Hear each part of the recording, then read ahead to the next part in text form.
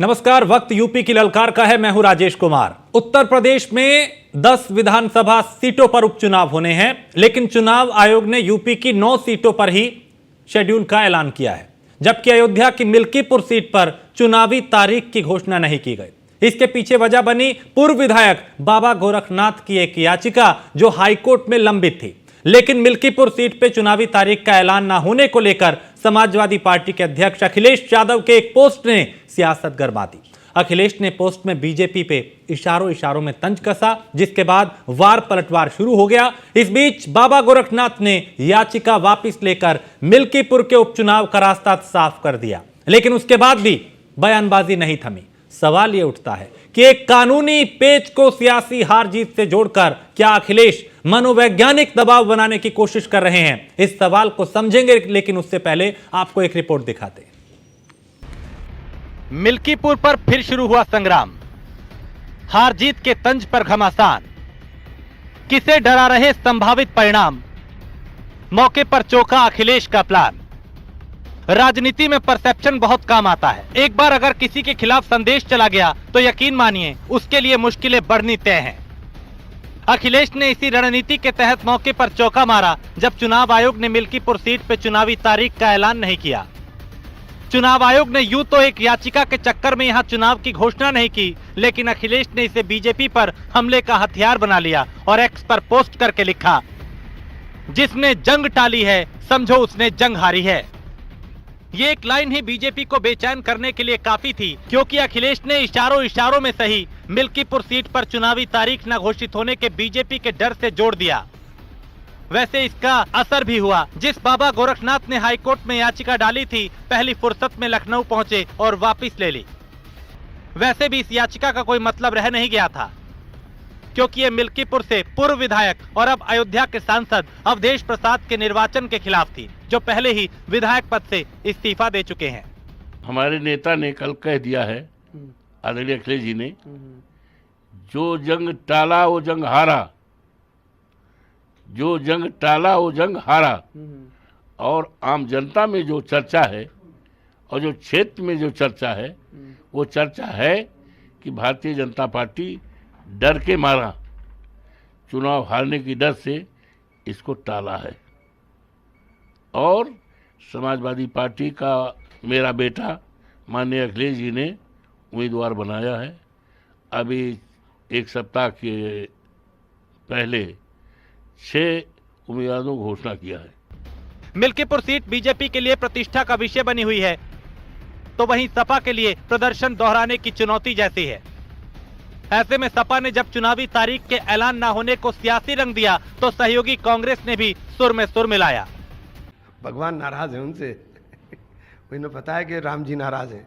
राम जी ने पहले अयोध्या हरा दिया था, अभी वो अयोध्या की जंग छोड़ रहे हैं। तो देखिए, जो पार्टी का तो रुख बिल्कुल क्लियर है। पार्टी पूरे देश के अंदर राहुल गांधी उस मजबूत आवाज़ का नेतृत्व कर रहे हैं जो मजबूत आवाज़ सरकार के खिलाफ है। वो देखिए, पार्टी का मामला है, पार्टी क्या तय करेगी क्या नहीं करेगी, इसमें ये मेरा विषय नहीं है। मिल्कीपुर को लेकर जारी सियासी बयानबाजी के बीच एनडीए के नेताओं ने भी पलटवार किया। हमारी तैयारी पूरी है, मांग कोई नहीं। हम एनडीए घटक दल के हैं और एनडीए चुनाव लड़ेगा। 9 की 9 सीटों पर एनडीए चुनाव लड़ेगा। हम 9 सीटों पर चुनाव लड़ने जा रहे हैं और पूरी तैयारी है। एनडीए ही वहाँ जीतेगा। 10वीं का अभी सवाल उसका नहीं, उस पर अभी चुनाव आयोग ने उसको रोका हुआ है 200 सीट को, और उसका एक बार फैसला हो जाए। ऐसी कोई मांग नहीं है हमारे यहाँ। गठबंधन में मांग नहीं होती है। हमारे यहाँ जब लड़ते हैं तो ऐसा नहीं कि हम 1 लड़ेंगे 2 लड़ेंगे, या हम जो जितनी सीटों पर चुनाव हो रहा सारा पे एनडीए चुनाव लड़ेगा और सभी पर तैयारी हमारी पूरी है। कुल मिलाकर मिल्कीपुर की सीट इस उपचुनाव में सबसे हॉट सीट बनी हुई है, जिस पर काबिज होना सपा और बीजेपी दोनों के लिए ही साख का सवाल बन गया है। सपा के लिए इसलिए क्योंकि उसे यह साबित करना है कि अयोध्या की जनता ने बीजेपी को नकार दिया, तो वहीं बीजेपी के लिए इसलिए क्योंकि उसे यह साबित करना है कि सपा की अयोध्या में लोकसभा सीट पर जीत एक तुक्का भर थी। यही वजह है कि मिल्कीपुर सीट की कमान खुद सीएम योगी ने संभाल रखी है। सवाल बड़ा ये कि एक कानूनी मसले को राजनीतिक रंग देकर समाजवादी पार्टी दूसरे को डरा हुआ साबित करना चाहती है, या फिर खुद ही डरी हुई है। Bureau report, news one India. और हमारे साथ इस वक्त एक वरिष्ठ पैनल, जिसमें शमसी आजाद, नेता भारतीय जनता पार्टी के, मेजर आशीष चतुर्वेदी, नेता समाजवादी पार्टी के, और डॉक्टर इंदुकांत दीक्षित हैं, जो कि पॉलिटिकल एक्सपर्ट है। आप तीनों का बहुत स्वागत है। शुरुआत में मेजर आशीष आप ही से करूंगा कि एक कानूनी पेच था जिसमें मिल्कीपुर में चुनाव का ऐलान नहीं हो पाया, 9 सीटों पे ही ऐलान किया, लेकिन समाजवादी पार्टी ने उसको साख का सवाल बना लिया। ये कहा जाने लगा कि भाई जो जंग टाल रहा है वो जंग हार गया। मतलब एक कानूनी पेच को राजनीतिक रंग क्यों समाजवादी पार्टी दे रही? नहीं, देखिए, इसे राजनीतिक रंग देने की तो कोई बात ही नहीं है। उपचुनाव 10 सीटों पे होने थे, लेकिन भारतीय जनता पार्टी कहीं ना कहीं इतना साहस नहीं जुटा पा रही है कि वो मिल्कीपुर में दोबारा चुनाव में हार का सामना कर। इसलिए उसमें कुछ ना कुछ पेच तो फंसाना ही था। कैसे हम जो है इसको टालें? तो अब ये तो कह नहीं सकते कि नहीं हम डरे हुए इसलिए यहाँ चुनाव नहीं कराएं। तो उसको थोड़ा सा घुमा करके जो है प्रयास किया गया, पहले भी किया गया था। हमने देखा था चंडीगढ़ के मेयर के इलेक्शन में कि कैसे जो है वहाँ धांधली खुलेआम की जाती। तो ये कोई नया नहीं है, प्रयास के लोग इसी तरीके से करते हैं और जीत भी जहाँ जाते हैं इसी तरीके से जीतते। और आप ये देखिए ना कि जब विपक्ष ने मांग की कि जब सब जगह वीवीपैट लग जाए, जो ईवीएम है उसकी जो स्लिप्स हैं उनको सबको काउंट किया जाए, तो किसी भारतीय जनता पार्टी के नेता ने कहा हाँ ये बहुत अच्छा फैसला है, इससे जो पारदर्शिता है इसकी बढ़ेगी। इन्हें नहीं कहा, क्यों नहीं कहा? देखिए उससे तो फायदा बढ़ती ना, वो मेरे हक में या किसी और के हक में थोड़ी था, तो सबके हक की बात थी कि अगर पारदर्शिता किसी चीज से बढ़ती है तो उसका सबको स्वागत करना चाहिए था, उसकी मांग सबको करनी चाहिए थी। किसी भारतीय जनता पार्टी के नेता का बयान बता दीजिए जिसने कहा हो कि हाँ ये बिल्कुल सही बात, कहीं नहीं हुआ। तो उसी को आप यहाँ भी देख रहे हैं। तो शमसी आजाद, क्या बीजेपी फैजाबाद की हार के बाद डरी हुई है और वो कह रही है कि भाई ये भी एक पेज जो है वो बीजेपी ने इसीलिए फंसाया था क्योंकि उसे मालूम है कि इस चुनाव में भी क्या होगा? जी राजेश भाई नमस्कार, आपको और आपके चैनल के सभी दर्शकों को, चर्चा में भाग ले रहे हमारे भाइयों को। देखिए बीजेपी किस चीज से डरी है वो तो मेजर आशीष चतुर्वेदी के चेहरे पे दिख रहा है कि समाजवादी पार्टी के चेहरे पे डर है, कांग्रेस पार्टी के चेहरे पे डर है या किसके चेहरे पे डर है। हम तो पूरी तरीके से आश्वस्त है। अब यही बात होती है ना कि अगर अभी सारी सीटों पर ऐलान हो जाता तो यही समाजवादी पार्टी कहती कि भाई चुनाव आयोग इनके कहने पे चल रहा है, चुनाव आयोग जो है ये जैसा चाहते वैसा करते हैं। अब अगर उसने एक सीट पर जो है तो अभी तारीख नहीं घोषित की है चुनाव की, हो सकता है कि बीच में घोषित भी कर दी जाए, तो उसको भी विपक्ष अगर मुद्दा बना रहे तो हमारे से कोई सरोकार नहीं। ये सब राष्ट्रीय एजेंसियां हैं, स्वतंत्र रूप से अपना काम करती है, चाहे ईडी हो, चाहे सीबीआई हो, चाहे चुनाव आयोग हो, ये सारी जांच एजेंसियां भारतीय जनता पार्टी में जितनी आजादी के साथ काम करती है, पिछले किसी भी सरकार में किसी भी पार्टी की सत्ता में जो है ऐसी एजेंसियां जो है कभी आजादी से काम नहीं करती थी। हम पूरी तरीके से आश्वस्त है। जिस तरीके से योगी आदित्यनाथ ने 10 सीटों को जिताने का संकल्प लिया, लगातार आपने देखा होगा कि सभी विधानसभाओं में वो जा रहे हैं। 30 से 40 मंत्रियों की उन्होंने ड्यूटी लगाई जो लगातार वहां पर प्रवास कर रहे हैं, मंथन कर रहे हैं, लोग जाकर डोर टू डोर मिल रहे हैं, जनता से मिल रहे हैं, जनता की समस्याओं को दूर कर रहे हैं और सरकार द्वारा करोड़ों रुपए की योजनाएं भी वहां पर लागू कर दी गई हैं। होता यह है कि जहां पर सत्ता पक्ष का अपोजिट का विधायक होता है तो वहां पर थोड़ा सा काम जो है दिलचस्पी कम लेता है। यही हाल रहा है कि जहां पर अयोध्या, कन्नौज, हाथरस, मिल्कीपुर या आपका क्या कहते हैं कि ये मुरादाबाद वाली कुंदर की, ऐसी सभी सीटों पर आप देखेंगे तो ये क्षेत्र काफी पिछड़ चुके हैं। यहाँ के विधायकों ने सिर्फ अपना वोट हासिल करने के बाद अपनी जो है कंस्टिट्यूंसी जो अपनी विधानसभा में जाने का भी काम नहीं किया। तो वहाँ की जनता बिल्कुल नाराज है, बिल्कुल गुस्से में है और वो चाहती है कि प्रदेश का विकास जिस तरीके से हो रहा है, जिस तरीके से लखनऊ का विकास हो रहा है, आजमगढ़ का विकास हो रहा है, काशी का, प्रयाग का, अयोध्या का, मुरादाबाद का, लखीमपुर का, हाथरस का, चित्रकूट का, कन्नौज का, बागपत का, मुरादाबाद का, इन सारे जिलों का विकास हो रहा है। तो उसी तरह हमारे क्षेत्र का भी विकास होना चाहिए और वो चाहता है कि हम भी सत्ता के साथ रहें। तब बिल्कुल जनता वहाँ की चाहती है कि भारतीय जनता पार्टी के विधायकों को जिताया जाए ताकि सत्ता के साथ रहें, क्षेत्र का विकास हो सके, देश के प्रदेश के मुख्य धारा में जुटे और अपने क्षेत्र को भी चमकाएं। ठीक है मेजर आशीष, क्योंकि देखिए बीजेपी लगातार प्रचार कर रही है, मुख्यमंत्री खुद यहाँ कई बार आए, मिल्कीपुर भी आए और भी दूसरी सीटों पे भी वो गए, कई मंत्रियों की ड्यूटी लगाई, लेकिन समाजवादी पार्टी का प्रचार काफी सुस्त दिखाई दे रहा है। क्या पीडीए पे आपको इतना अति आत्मविश्वास है कि भाई अभी लोकसभा में जो नतीजे आए वो इस उपचुनाव में भी वैसी आपको उम्मीद है? जी बिल्कुल, निश्चित रूप से। और जो प्रचार है, देखिए प्रचार वो नहीं होता जो जिस तरह से एक दिखावा किया जाता है। प्रचार वो होता है कि असली चीज वो होती है जो नेता जमीनी अपने कार्यकर्ताओं से लेते हैं, जो पब्लिक है उसकी आवाज को उठाते हैं, उसके केवल झूठे वादे नहीं करते। भी हमारे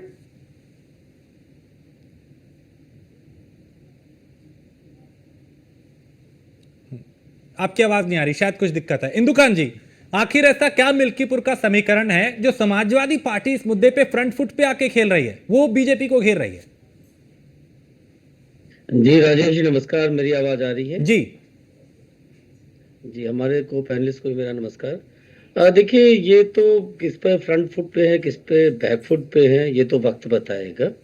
लेकिन ये है कि ये बिल्कुल साफ है, जैसा आपके कार्यक्रम की शुरुआत में भी बताया गया कि पूरे 10 के 10 विधानसभा क्षेत्रों के जो उपचुनाव होने हैं उत्तर प्रदेश में, उसके लिए उत्तर प्रदेश की वर्तमान जो सरकार है योगी आदित्यनाथ के नेतृत्व में, वो बड़ी कमर कस करके तैयारी के लिए लगे हुए हैं। और 2024 के जो लोकसभा चुनाव के परिणाम आए, जो भाजपा की अपनी उम्मीदों के बिल्कुल विपरीत थे, उसके बाद से आपने देखा होगा कि उत्तर प्रदेश की सरकार, विशेषकर योगी आदित्यनाथ ने इसको व्यक्तिगत तौर पर लिया है और उनके कारणों की समीक्षा करते हुए जिन जिन क्षेत्रों में उन्हें लगा है कि कहीं कमी है या कुछ और बेहतर किया जा सकता है, वो कर रहे हैं। तो ऐसा लगता है कि जैसा आपने कहा कि तैयारी जिस हिसाब से बीजेपी और योगी आदित्यनाथ की सरकार कर रही है इन उपचुनाव के लिए, उस तरह की तैयारी करते हुए विपक्ष अभी तक नहीं दिखाई दिया है। और इवन मैंने देखा कि माननीय अखिलेश जी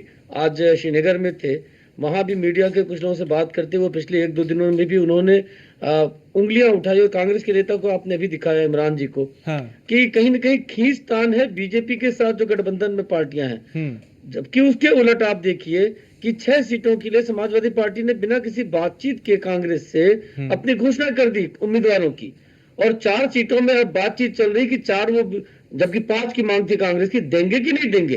तो खींचतान इस तरफ है, लेकिन दिखाया जा रहा है दूसरी तरफ। लेकिन ये पॉलिटिक्स का मामला, पॉलिटिक्स में चलता है राजेश जी। अब जनता तय करेगी कि वास्तव में ये वो किसके साथ है। और मैं एक चीज और कह के अपनी बात खत्म करूंगा। देखिए, 2024 के लोकसभा चुनाव के जो परिणाम थे, उनके जो एक मोमेंटम विपक्ष को मिला, समाजवादी पार्टी को खास तौर से, उसको पलटने का ये एक गोल्डन अपॉर्चुनिटी है योगी आदित्यनाथ की सरकार के पास। अगर इसमें वो जैसा वो दावा कर रहे परिणाम ला पाएंगे, तो वो मोमेंटम जो विपक्ष का है उसको वो रोक पाएंगे। ठीक है शमसी आजाद, दबाव बीजेपी पे इस बार ज्यादा है, क्योंकि अमूमन हर चुनाव में तैयारी तो आप लोग करते हैं, लेकिन इस बार इस लोकसभा चुनाव ने समीकरण बदले हैं, तो क्या इस उपचुनाव को लेकर बीजेपी दबाव में है? देखिए, समाजवादी पार्टी के जो दबे कुचले गुंडे थे, जो भारतीय जनता पार्टी के डर से, योगी जी आदित्यनाथ जी के डर से प्रदेश छोड़ के जा चुके थे, घरों में दुबके हुए थे, तो उनको एक एनर्जी थी मिल गई, उनको एक बूस्टर उनका चार्ज हो गया कि अब तो समाजवादी पार्टी की सरकार आ रही है 2027 में, अब हमारे सांसद फिर से जीत रहे हैं, अब हमारा चाम जो है फिर से जाग रहा है, अब हम फिर से सत्ता में आने लगे हैं, तो वही लोग फिर से अपराध में लिप्त होगा। और आपने देखा होगा, चाहे अयोध्या हो, चाहे कन्नौज हो, चाहे हाथरस हो, चाहे प्रयागराज हो, या जहां कहीं पर आपने देखा होगा, तो यही देखा होगा कि अगर उनकी जांच की गई, उनके सिरे की जांच की गई, तो कहीं ना कहीं जांच में उनका कनेक्शन समाजवादी पार्टी पे ही निकला। चाहे जाली नोट का कारोबार प्रयागराज में निकला हो, चाहे अयोध्या में आपने देखा होगा केस हो, चाहे वो कन्नौज वाला कांड देखा, चाहे सुल्तानपुर का आपने देखा 1 लाख का इनामी बदमाश जो इनकाउंटर में मारा गया। तो जनता के बीच में ये भी मैसेज जा रहा है कि अगर समाजवादी पार्टी की सरकार कहीं से भी आती है, तो वही जंगल राज, वही माफिया राज, वही गुंडा राज जो 2012 से 2017 तक रहा है, वही दंगे, वही कर्फ्यू, वही बेरोजगारी फिर से देखने को मिलेगी। तो जनता नहीं चाहती, जनता देखिए जागरूक है, जनता समझदार हो चुकी, जनता की समझ में आ चुका है कि हमको ये आपसी जातिगत झगड़े, अपने ये धार्मिक झगड़े, ये धार्मिक फसाद, ये सारी चीजों से दूर रहना है, प्रदेश का विकास करना है, अपने बच्चों के फ्यूचर को ब्राइट करना है, भविष्य उनका अच्छा बनाना है। तो उनके सामने जब वोट देने जाते हैं, तो उनके सामने सिर्फ एक ही पार्टी रहती है, उसका कोई भी विकल्प नहीं, और वो पार्टी भारतीय जनता पार्टी है, जो लगातार तीसरी बार केंद्र में, दूसरी बार उत्तर प्रदेश में, जिसका मुखिया योगी आदित्यनाथ इस वक्त उत्तर प्रदेश में मुख्यमंत्री बना हुआ है, जो चाहता है कि प्रदेश में अमन चैन बना रहे। लेकिन ये कहीं ना कहीं जुलूस के सहारे, कभी गणेश पूजा पर, कभी जो है दुर्गा पूजा विसर्जन पर, कभी रामनवमी के जुलूस में, इस तरीके की घटनाएं, ये कौन लोग हैं, आखिर इनकी जांच जब की जाती है तो फिर वही नाम निकल कर आता है। और मैं इसीलिए बार बार कहता हूं, सारे चैनलों पर मैं ये कहता हूं कि अपराधियों की एक जाति, समाजवादी समाजवादी। ये क्यों होता है अक्सर कि जब भी कहीं पर अपराध होता है, तो सिर्फ और सिर्फ इसके साथ समाजवादी पार्टी से जुड़कर निकलते हैं, और कोई पार्टी भी तो होना चाहिए, कहीं ना कहीं से और भी उसका कनेक्शन होना चाहिए। जब जांच होती है।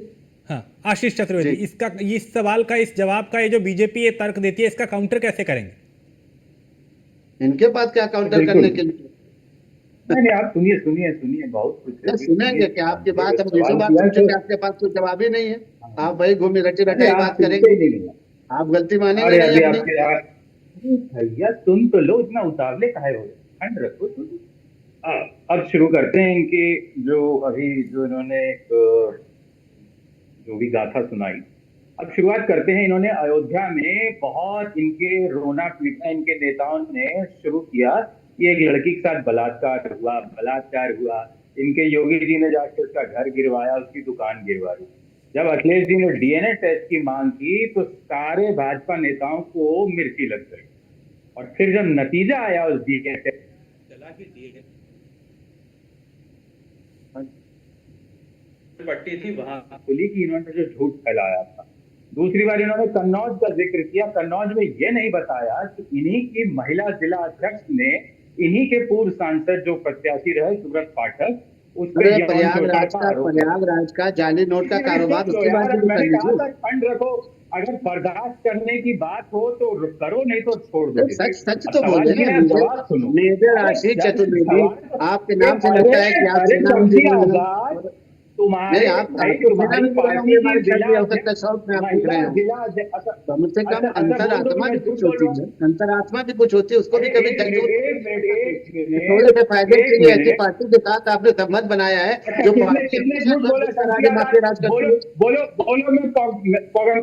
बोलो मैं मोहम्मद साहब की कसम खा के कह रहा हूँ, मेजर साहब झूठ बोल रहे, बोल दो। मोहम्मद साहब की कसम है ये कसम, ये कि मेजर साहब झूठ बोल रहे हैं, कि मेजर साहब झूठ बोल रहे हैं, बोल दो। अरे अल्लाह पाक की कसम खा के बोल दो मैं झूठ बोल रहा हूँ, चैनल पे बोल दो। बोलो अल्लाह आगे ना धार्मिक बात करने लगे, आगे जाति बात करके बोले आज ना। सबसे बड़ी बात, सबसे बड़ी विडंबना समाजवादी पार्टी के लोगों की यही है कि अगर कोई अल्पसंख्यक समाज का भारतीय जनता पार्टी में बिका है तो वो आपको बर्दाश्त नहीं होता, क्योंकि इन्हीं के सहारे हमेशा सत्ता की, इन्हीं के सहारे आपने हमेशा राजनीति की। अब उनका जो आप जागरूक हुए, आप समझदार हुए, पढ़े लिखे हुए, उन्होंने आपकी जो उनका दोहरा चरित्र समाजवादी पार्टी का, समाजवादी पार्टी को तिरस्कार कर समाजवादी पार्टी को किनारा किया। आज भाजपा में हमने जो आपको बर्दाश्त नहीं होता है, ये दौर बदल चुका है आशीष चतुर्वेदी की। आप कसम खा के कहिए ना कि दुर्गा माफिया समाजवादी पार्टी में नहीं चली, आप भी कहिए। आप किसको मानते हैं? दुर्गा माता की कसम खाइए, शिव जी की खाइए, शंकर भगवान की खाइए, किसकी कसम आप खाएंगे? ये कसम खिलाने के लिए आप बैठे यहाँ पर? आप जवाब दीजिए ना, आपके पास सबूत है, आपके पास सबूत है, आप सबूत दीजिए। कसम खिलाने के लिए अंतरात्मा है आपके अंदर, शरीर है आपका, आप सुनता है, दिल धड़क रहा है आपका। सीने पे हाथ रख के कहिए ना कि आपकी पार्टी गुंडा माफिया नहीं है। कहिए कि आपके कार्यकर्ता जो समाजवादी पार्टी के तरीके काम नहीं करते हो तो बोलो मैं अल्लाह पाक की कसम खा के कह रहा हूँ, मेजर साहब सब झूठ बोल रहे हैं, बोल दो। मैं मान झूठ बोल रहा हूँ, तुम्हें बोल दो ना, एक बाप की औलाद हो, ये तरीका है तुम्हारा बात करने का। डर बात हो तुम्हारे जैसे लोगों से बात करने लायक नहीं हो, तुम बात करने लायक नहीं हो, तुम्हारा चेहरा देखने लायक नहीं है। तुम खुद ही समझो दो बाप की औलाद हो, तुम दो बाप की औलाद हो। समाजवादी पार्टी भाषा पे मर्यादा, भाषा पे मर्यादा। तुम यहाँ बैठे हो कसम खाने के लिए, है तो तुम्हारे अंदर, तुम दो बाप की औलाद हो, तुम समाजवादी पार्टी में हो। जब हमने बता दिया अपराधियों की एक जाति समाजवादी तो बर्दाश्त नहीं हो रहा, तुम कह रहे कसम खाओ, अल्लाह की खाओ, रसूल की खाओ। हमने भी तो कहा, अरे तुम तो न राम के हो, न रहीम के हो, न तुम मुसलमानों में हो, न हिंदुओं में हो। मुसलमानों में तुम जा नहीं सकते और हिंदू समाज तुमको अपना नहीं सकता। अयोध्या का जो है तिरस्कार किया, तुम तो राम से दूर हो, रहीम से भी दूर हो। कहीं के नहीं हो, दोगले राजनीति वालों का कहीं पे कुछ नहीं होता। तुम्हारे जैसे मक्कारों को जो है जनता ने वोट के माध्यम से जवाब दे दिया है और लगातार इसी पे जवाब देते रहेंगे। ये झूठ बोल रहा है, मैं कहता हूँ कि झूठ बोल रहे हो, ये तो कह रहा हूँ, सीधा छोड़ के कह रहा हूँ कि मेजर आशीष चतुर्वेदी से बड़ा झूठा कोई संसार में नहीं है, उनके बड़ा कोई झूठा इस संसार में नहीं हो। झूठे हो, मक्कार हो, झूठे, मक्कार, चोर, बेईमान सब तुम हो। अरे जब तुम एक बाप के नहीं हो तो तुम किसी के नहीं हो सकते, बस सीधी सी बात है। एक बाप के नहीं हो तो नहीं, प्लीज व्यक्तिगत नहीं, प्लीज नहीं, इस तरह की टीका टिप्पणी नहीं, प्लीज व्यक्तिगत नहीं। मैं दोनों को देख रहा हूँ, लेकिन इंदु खान जी क्या दोनों तरफ दबाव है इस उपचुनाव को लेकर? चूंकि 27 के लिए एक परसेप्शन भी तैयार करना है। पार्टी के प्रवक्ताओं का चलन हो गया है, या तो गुंडागर्दी करेंगे, जो स्थितियां हैं, पहले तो मैं ये मानता हूं कि किसी भी राष्ट्रीय बहस में इस तरह से अल्लाह ताला की कसम खाइए, दुर्गा गणेश की कसम खाइए, ये बहुत ही आप दोनों गलत शांत बात हो जाइए। है। मैंने आपकी आवाज डाउन कर दी है। कसमें खाने का मंच नहीं है ये। अपनी बात, अपना तर्क आप ठीक से रख सकते हैं। हिंदू कांत जी प्लीज कंटिन्यू। जी, और जिस तरह से बाप की औलाद, ये सब चीजें बहुत ही अशोभनीय और बहुत ही असंसदीय है। ऐसी बातें नहीं होनी चाहिए। मैं ये कहना चाहता हूं कि देखिए, दबाव किस पे है किस पे नहीं है ये तो जनता तय करेगी, लेकिन ये तय है कि जिस तरह से लोकसभा चुनाव में भ्रम फैला करके इंडिया गठबंधन के लोगों ने तमाम जगहों पे जो उनको अपेक्षित थी उससे ज्यादा सफलता पाई, उस भ्रम का गुब्बारा इस बार उपचुनाव में फूट जाएगा और इस बार जनता तय करेगी। इंदु भाई, कि वास्तव मैं रोक रहा हूँ में आपको, मैं तीनों को रोक रहा हूँ प्लीज। मेजर आशीष आप भी और शमशी आजाद आप भी। देखिए, आपने अपना अपना तर्क दिया, लेकिन मैं हमेशा ये बोलता हूं कि आप एक दूसरे को कोई भी तर्क दे, लेकिन भाषा की मर्यादा रखें प्लीज। क्योंकि आप देखिए, नए नहीं है टीवी में, आपको हजारों लोग देखते हैं, सुनते हैं। एक दूसरे के प्रति व्यक्तिगत ना हो, आप मुद्दे पे बहस कीजिए, एक दूसरे को तर्क से हराइए, लेकिन इस तरह से व्यक्तिगत बिल्कुल नहीं। और हमारा ये मंच बिल्कुल आपको इस बात की इजाजत नहीं देगा कि आप इस तरह की व्यक्तिगत होकर टीका टिप्पणी करें। फिलहाल चलिए, वक्त मेरे पास इतना ही था। आप तीनों का बहुत शुक्रिया इस चर्चा में शामिल होने के लिए। तो बड़ी बात यह कि मिल्कीपुर सीट को लेकर दोनों तरफ दबाव दिखाई दे रहा है। समाजवादी पार्टी इसको लेकर फ्रंट फुट पे दिखाई दे रही है, और इस चुनाव का जो ऐलान नहीं हो पाया उसको बीजेपी का ही कहीं ना कहीं एक तरीके से कह रही है कि बीजेपी का षड्यंत्र है। लेकिन बीजेपी अब ये कह रही है कि भाई कानूनी प्रक्रिया थी, अब रास्ता साफ हो गया, इसमें हमारा कोई रोल नहीं। अब देखना होगा तारीख का ऐलान कब होगा, क्योंकि जो कानूनी पेज था वो अब हट चुका है। लेकिन इस सीट को लेकर सियासत पूरी तरह से गर्मा चुकी है।